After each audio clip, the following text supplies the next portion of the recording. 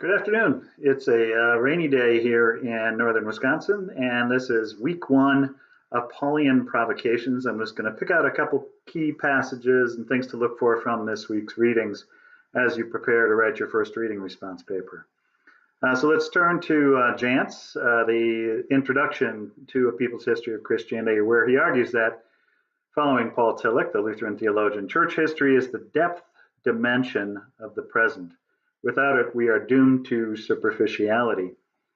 One of the key distinctions between the so-called evangelical churches and the historic Protestant traditions, including the African-American churches in the U.S., is precisely this sense of an awareness of the historicity and context-specific character of Christianity.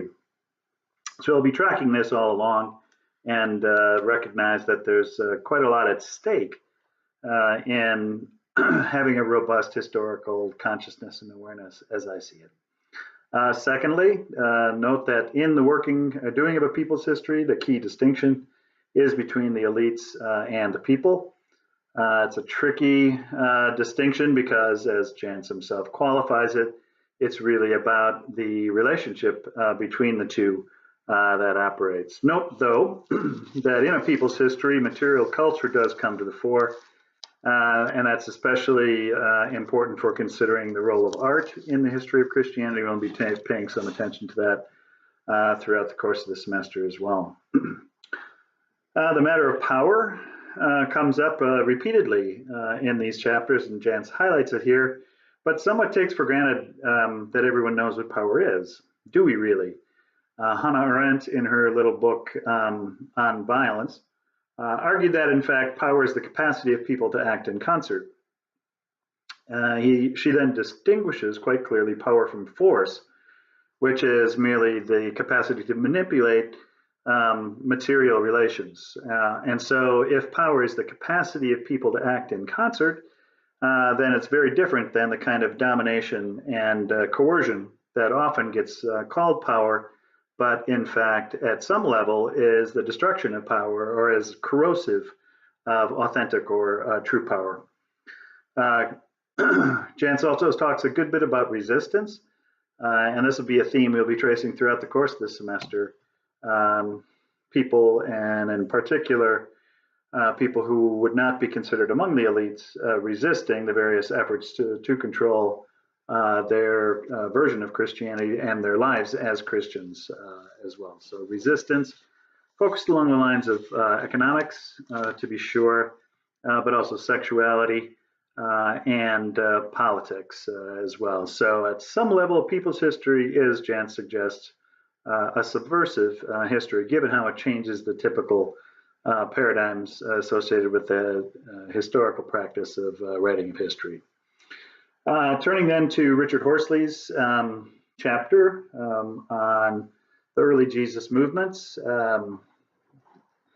Find the thesis if you can. It's a provocative thesis and one that's really important to consider and will conceivably change entirely the way you think about Jesus if you haven't considered the context of Jesus' ministry as Horsley suggests or sketches it here.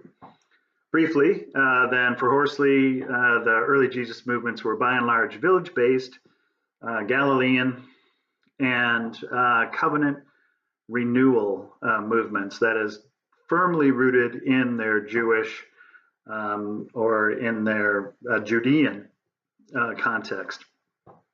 And Jesus then takes up his ministry in the context of many previous similar movements that focused on economic and social and political justice, both messianic movements and prophetic movements as Horsley tracks them.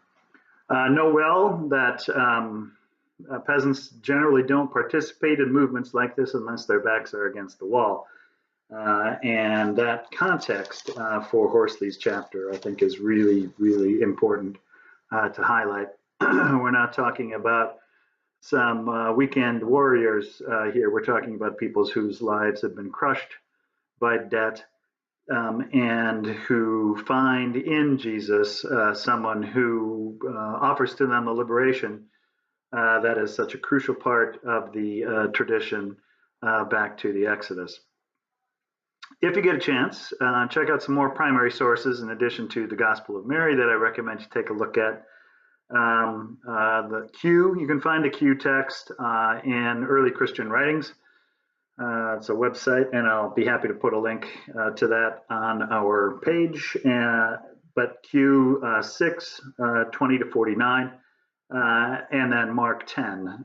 Those two read in conjunction would give you the heart of what Horsley sees at work in Jesus' ministry, and even more in the actual experience of Jesus among the Galilean peasants who were his first followers.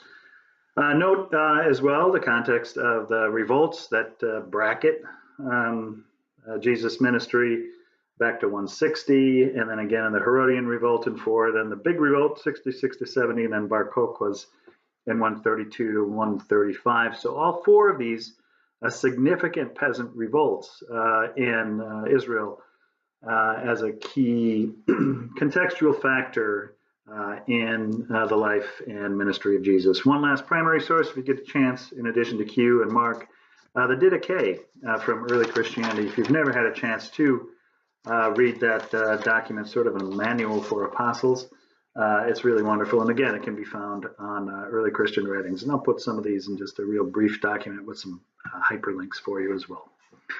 Finally then, Diarmuid MacCulloch's introduction, page 1, provocative assertion, Christianity is at root a personality cult. Pretty hard to argue with that, given the importance of the character of Jesus, the man Jesus, for Christians throughout time. But that being said, MacCulloch also asserts on page 2, if historians are not skeptical, they are nothing. You'll find that's pretty true for people in the Guild, and I don't find that at all a challenge for faith. In fact, I find it actually ground for faith. Our doubts or questions are precisely what impel us to a life by faith, not by sight. Historians live by sight, that is, they live by evidence and by the what they can see in the evidence. But finally, even that is a leap of, requires a leap of faith and some pretty clear convictions or biases that are best articulated right up front. One of the things I really like about MacCulloch is how he pays attention to Christians of the Middle East, and along with Latin or Christianity and the Orthodox communion. Part of this is behind my choice of concentrating on the Byzantines as well, where you see this real bridge between East and West to a degree. On page 5, MacCulloch says some Christians could turn around what Christianity meant. And he's going to be paying attention to that as well. We're dealing here with a tradition that is highly literate, not in the narrow sense of that everybody was a reader, but in the sense that it really is linguistically grounded and therefore liable to interpretation. And in a situation like that, it means that there is not necessarily a stable and fixed meaning associated to any particular discourse, but it's always subject to reinterpretation and negotiation and debate. We'll see this very, very clearly when it comes to the creeds in particular. Find helpful on page 7 when MacCulloch interprets or asserts that the Bible embodies not a tradition, but many traditions. This is clear at face value in that we have the so-called Old Testament, which I prefer to call by its Jewish acronym of Tanakh, representing the Torah, the Nevi'im, and the Ketuvim, the law, the prophets, and the writings, on the one hand, and then the writings about Christ that we call the New Testament on the other. And even within those two broad streams of tradition, there are, of course, a great diversity between the gospel writings themselves and the letters of Paul, and then the book of Revelation, which of course is a genre unto itself, but harkening back to the book of Daniel, and the emergence of apocalyptic, about which more in the reading that comes up. But the diversity within early Christianity, I think, is absolutely crucial to recognize as we struggle with diversity in this country and moving beyond simple dualisms of us versus them of one kind or another. It's crucial to recognize that there's always more than two sides to an issue, and more than two sides to a debate. There's usually a third way. Christianity, in its first 5 centuries, on page 8, McCulloch asserts, is largely a dialogue between Judaism and Greco-Roman philosophy. That's pretty accurate from my reading of the evidence as well, as long as we understand Judaism here in its own complexity, as Horsley quite clearly points out for us, and McCulloch does as well.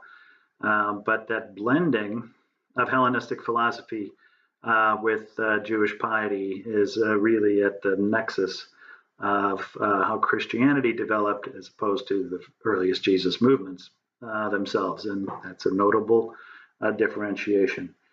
And whatever you make of the history of these earliest years and the predecessors to Christianity as we get into them, there's little doubt that Christianity has been the catalyst for extraordinary human creativity in literature, music, architecture, and art, as McCulloch asserts on page 10. And for those of us who sometimes despair of the church, its parochial character, its glacial-like pace of change, there still is this incredible record of our ancestors acting in ways that produce some of the greatest examples of human collective energy and a power that attests to a power very different from the kind of power associated with the empire's domination, violence, and force. So that's enough by way of a brief what to look for in the reading for this week. I'm sure you'll all find other things, and I look forward to your first reading response papers, which are due Friday by midnight. Hope you have a good weekend. I don't have to preach this week, so it's an easy one for me. I hope you have a good weekend as well, enjoying friends, family, and the community of faith. Peace.